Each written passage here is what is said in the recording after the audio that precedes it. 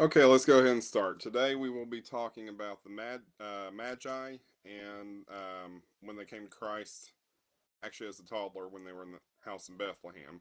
This is a little bit after the nativity scene you see with the shepherds and all that, probably about a year or so. And the Magi gives their gifts to Christ, frankincense, myrrh, and gold. We are going to look a little bit into what the Magi were. If you go take the you'll have this in my notes. If you take the Greek word magus and then take that back to the Persian word for magi, which would be in Farsi, it would be a Zoroastrian group of 12 men um, that were basically priests to Ahura Mazda, or taking consideration Zoroastrianism is mostly a law legend, but Ahura Mazda would be who the Zoroastrians called, how they understood God. But these, it says wise men. It doesn't really give a number, and the only reason you have three is because of the gifts, and then it just kind of developed as that kind of tradition over time, and then different traditions give them names rather as Caspar. Some of them called him Melchizedek. Some of them so they were from different areas, but once you get to the nitty of it, they were from Persia. They were also astrologers, hence why they were following a star, or really, they were the only ones that seen the star, so it's most likely a conjunction. So if you get that out, I'll look at that later. If you get the idea of it, that's basically what they were. So it could have been anywhere from 2 to 12, but we know the limit was 12 because only up to 12 wise men were allowed in that caste of high Zoroastrian priest. So basically, we'll look at Matthew chapter 2 in reading it. But I was just putting that keynote in there just to give you a little bit more. There is a point to the gold, frankincense, and the myrrh, which I'll get into. It's different parts of Christ's ministry. But let's go to Matthew chapter 2, if I can find it, or different parts of who Christ is as well. It says, "Now, after Jesus had been born in Bethlehem in Judea in the days of Herod the king, behold, and this is Herod the Great, not Herod Antipas. Herod Antipas is the one that came after. He would have been the one with the Herod Antipas would have been the one with crucifixion. Herod the Great's the one that did the slaughter of the innocents, and he's the one that was the king during the time of Christ in his birth. So there are two different Herods in the Bible, three if you count Acts towards the end there. But anyway, behold, Magi from the east arrived in Jerusalem, saying, where is he who has been born King of the Jews? For we saw a star." And the translation, I forgot the exact word, but if you go to the original, all it really means is like a heavenly body. So that could be star, planet, whatever. They didn't make that differentiation back then because of science just wasn't that developed yet. At its rising, and have come to worship him. And when Herod the king heard it, he was shaken, and Jerusalem with him. And assembling the chief priests and scribes and people who he was inquiring of them were the Christ was to be born. And they said to him, in Bethlehem of Judea, for thus it has been written through the prophet, referring to Micah, and that's Micah 5:2. Okay, I made sure to do my homework this time. I was just kind of hurrying up last week. And you, Bethlehem, in the land of Judah, are by no means at least the leaders of Judah, and from you all, or from you, will come forth one leading who will shepherd my people Israel. Then Herod covertly called the Magi, and from them learned exactly the time of the appearing of the star. So notice the time. This is an astrological thing here. They're looking at I'm pretty sure it's a conjunction of. I have said some occult things myself, but I never take divination that serious. Prophecy from God, yes, I take that serious. Divination, it seems like a bunch of hoopla. But star in the east. basically, so you can see the time. Um, it's kind of pointing to that, and I think it's a conjunction between Jupiter the king, Venus, even though Venus isn't a virgin, that's closest you're going to get. Athena. Anyway, and Saturn, a conjunction between those three, and then those three passing each other a lot. If you go to the, I think that's the closest theory we have. If you go to the, trying to think what it's called, the planetarium here around Christmas time in Moorhead, at the college or at MSU, they usually explain that. Strangely enough, around Christmas time. So, well, not really that strange, but for secular school, it just didn't really think they would put out anything that Christian, but still. Anyway, that's the idea. And he sent them to Bethlehem and said, "Go and inquire exactly the child, and when you found him, declare it to me, that I myself also may come and worship him." And having heard the king, they went away, and behold, the star which they had seen at the rising, at its rising. Okay, so obviously it's rising. Actually, probably it's more rising that way, the way it would look like at the sky, but still, rising went before them until the it came and stood still over where the child was. Now that may be more symbolic in saying it than literal, because it, where it, unless it's saying it's like right over top of Israel from where they stood, because it doesn't seem like it would.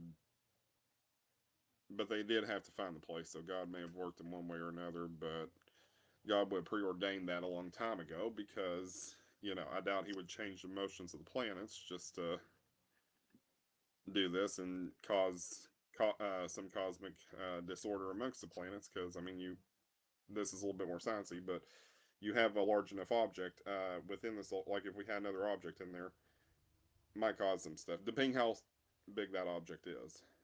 So, but anyway, and when they saw the star, they rejoiced and sing great joy, and they came into the house. Okay, maybe it was just like they seen where like Jupiter or something sit, and was like right over Israel when they were in Persia, so they got the idea. And but by the time they're with Herod, they're still trying to find him, so it obviously wasn't the exact. Anyway, I'm probably over analyzing. Let's go with verse 11.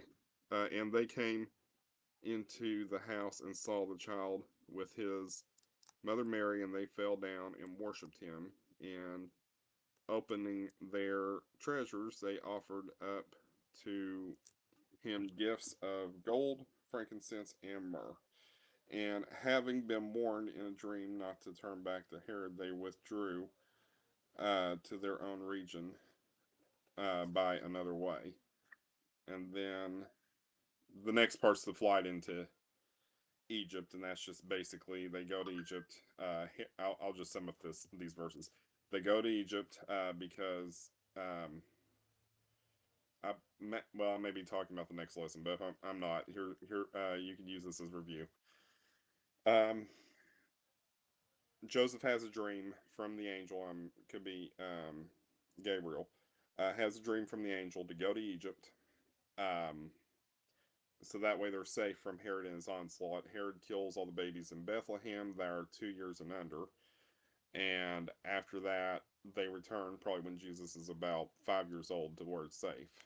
You know, after Herod dies. Used to it was 4 BC that we thought they died based on Josephus, but there's some new information now that would put Herod's death at 1 BC, and we're going by an eclipse that Josephus talked about. So 1 BC would be closer. So Christ may have been born about 2 or 3 BC instead. There's still a lot of factors to look at. We can't really figure out the exact day Christ was born out. There's a lot of factors, but there's still it doesn't line up yet. So I would say June 3 BC when Christ was actually born, but until then, we got to check out all the factors. Even the census is kind of spurious with Quirinius that Luke talks about, and Josephus talks about it too. It's just doesn't exactly line up.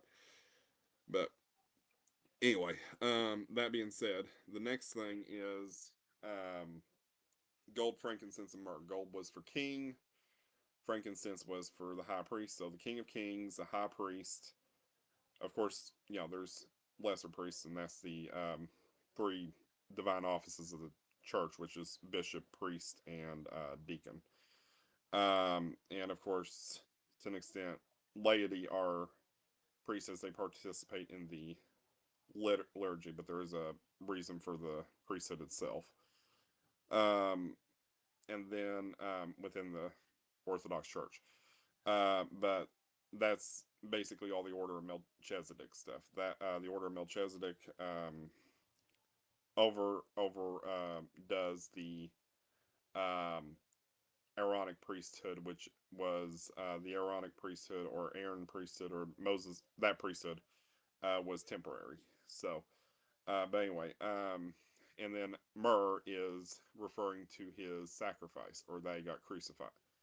Crucified. Now, the Zoroastrians were expecting a messianic figure like the Jews were, or well, some of them still are and haven't figured out that he's come yet. But they call him the Tsar Yokov. But there's a lot in Zendavesta and stuff. Too much go through, but I would say Jesus fulfilled it all. Anyway, um, the first question here is who are the Magi, and I explained that to you at the beginning of this video. How many were there? Could be 2 to 12. Where did they meet Jesus? It was in a house, because the nativity and all that already happened by the time you get into Matthew 2. So it was in a house that was in Bethlehem.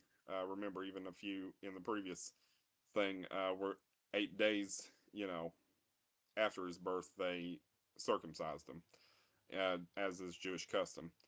And then, yeah, so about a year or 2 years is when they met him. What are the three gifts and what are their significance? We've been through that.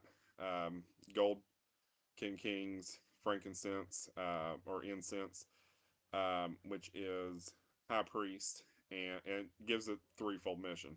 Even Lord of the Rings, which this might get copyrighted, so I won't get into that. But Lord of the Rings, you kind of see the threefold mission there as well. Lord of the Rings and Chronicles of Narnia kind of goes on biblical concepts, so you kind of see Christ the king with Aragon, Christ the priest with Gandalf, and Christ the sacrifice with Frodo. But yeah, that's a different thing, very symbolic. But these three gifts just signify the different parts of his ministry. Why did they leave Herod the Great? And that was because he was trying to kill them. I put Herod Antipas there. I don't know why. Why did Herod kill so many children? And that's because he the Jews even today are thinking a political Messiah. So he killed so many because he didn't want anybody to challenge him. He just wanted to be done with, anyone that's the Messiah. He didn't want a king standing against him. But God's ways are higher than our ways. So, to give you a little bit of background context, most traditions, whether it's in the Oriental Church or the Eastern Church, point to Jesus being closer to 5 when he returns to Egypt. And then there's a tradition in a gospel called Halliday. I'm not really sure how old that really is, but there's claims to it being first century. That Joseph died when Jesus was about 15, 16 years of age. And then, that most back then were considered adults about like 13, like we consider you adult when you're 18 in our culture. So, basically, yeah, that should sum it up. Basically, Christ is given three gifts, their significance. So this is all foreshadowing what Christ came to do. Um, so I'll give you my notes, and I will post this video in about 15 minutes, but that's it. So let's go ahead and close in prayer in the name of the Father, Son, Holy Spirit. Um, Lord, let everything go well and everything go as you will it. help a friend of mine that's kind of sick by the name of Nat. She's kind of been needing to go through surgery on some stuff. And anything else that people are dealing with, help them with that. Um, so forth. And with a few other friends of mine, there's probably been a few spats. Just let everything go smoothly between them. So instead of yeah. But anyway, in the name of your son, amen. There we go.